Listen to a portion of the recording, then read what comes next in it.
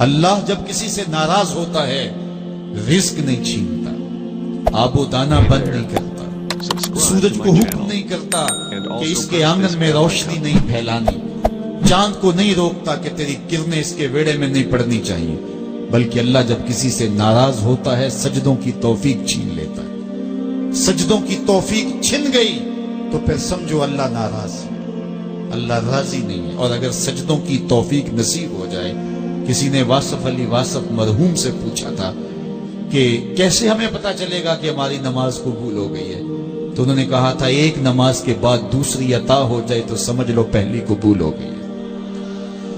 تو نمازوں کا نصیب ہونا یہ اللہ کی رضا اور اللہ کی خوشنودی کی دلیل ہے، اور سجدوں کی توفیق کا چھن جانا یہ اللہ کی ناراضگی کی دلیل ہے۔ میں اور آپ دیکھیں کہ ہم کہاں کھڑے۔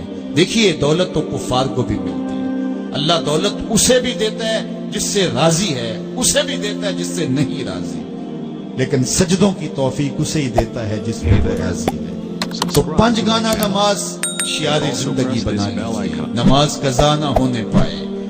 قیامت کے دن بے نمازی اس صف میں کھڑا ہوگا جس صف میں نمرود کھڑا ہوگا، جس صف میں حامان کھڑا ہوگا، قارون کھڑا ہوگا، شداد کھڑا ہوگا۔ مجھے بتائیے ہم میں سے کوئی یہ گوارا کرتا ہے ہم اس صف میں کھڑے کر دیے جائیں جہاں دشمنان خدا کھڑے ہوں؟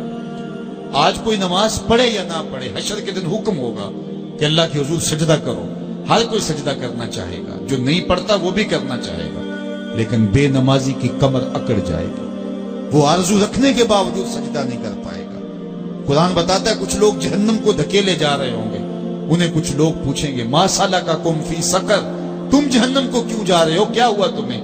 تو وہ جواب میں کیا کہیں گے؟ لم نکو من المصلین، ہم نماز نہیں پڑھا کرتے تھے۔ سب سے پہلا حساب قیامت کے دن جو بندے سے لیا جائے گا وہ نماز کا لیا جائے گا۔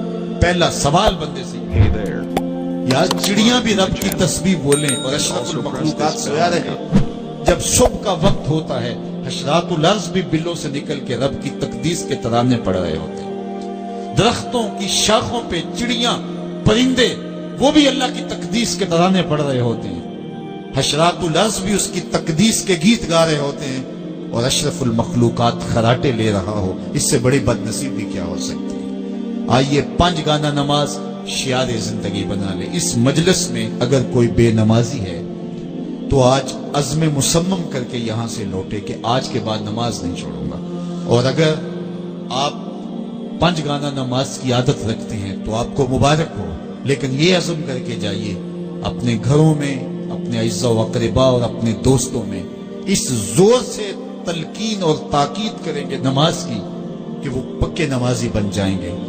بندہ بندگی سے سجتا ہے، زندگی آمد برائے بندگی، زندگی بے بندگی شرمندگی۔ اگر زندگی میں بندگی نہیں تو زندگی کے پلے ہے کیا؟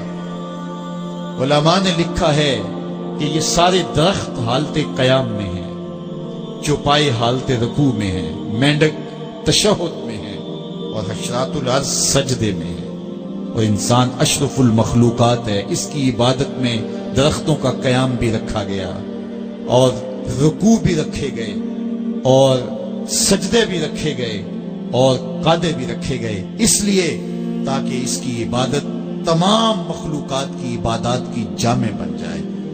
لیکن اس کے باوجود اللہ کے حضور سجدہ ریز ہونا پسند نہ کرے تو بتائیے کیسے رحمتیں اس کے اوپر کریں گی؟ خوش نصیب تو وہ ہیں جو پنج گانا نماز ادا کرنے کے بعد تہجد بھی قضا نہیں ہونے دیتے، سجدوں سے اللہ کے حضور حاضری پیش کرتے ہیں۔ سب سے زیادہ بندہ اللہ کے اس وقت قریب ہوتا ہے جب سجدے میں سر رکھا ہوا ہوتا ہے۔